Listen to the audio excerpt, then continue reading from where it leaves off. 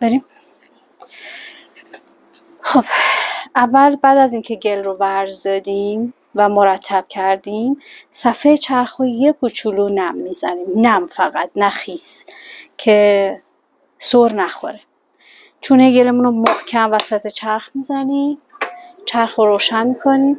من راست دستم، پس باید پاد ساعتگرد به چرخ من.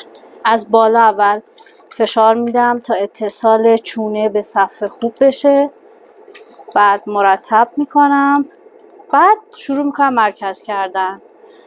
سخت‌ترین مرحله کار مرکز کردنه.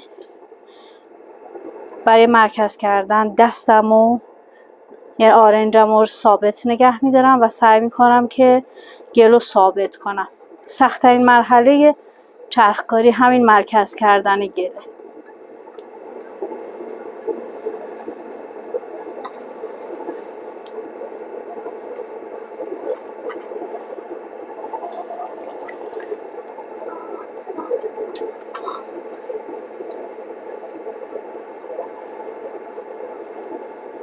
اگه گلی جدا شد میذاریم کنار.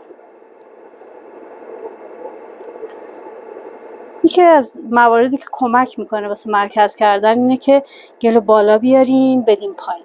حالا این مرکز شده، ولی واسه اینکه بگم چجوری بیاد بالا،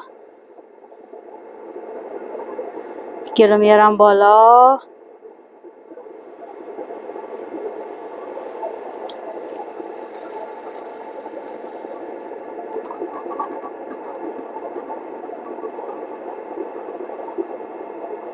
این باعث میشه هم گل ورز بخوره، هم که راحت تر مرکز بشه. حالا میارمش پایین.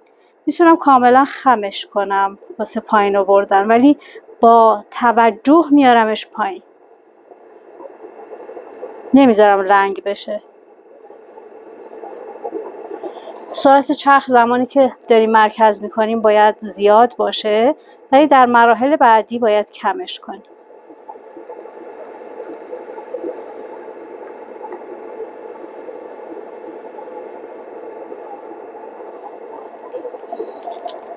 گلایی که جدا شده رو میذارم کنار.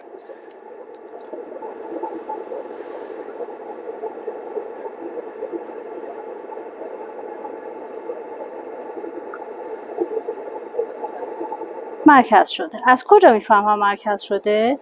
دور وای میسم، نگاه میکنم به جایی که معمولا طراحی میکنیم ازش، محیطی که طراحی میکنیم. اگه بیرون بزنه یعنی لنگه، اگه نه بیرون نزنه